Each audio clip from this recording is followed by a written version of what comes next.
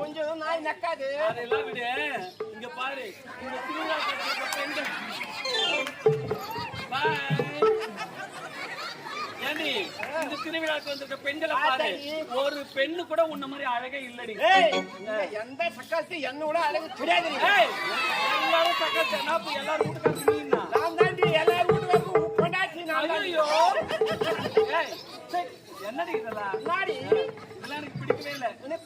சரி வந்தல்ல கிடைக்குது. சரி என்ன ஆடை இது? இது நடி இது நைட்டுடி.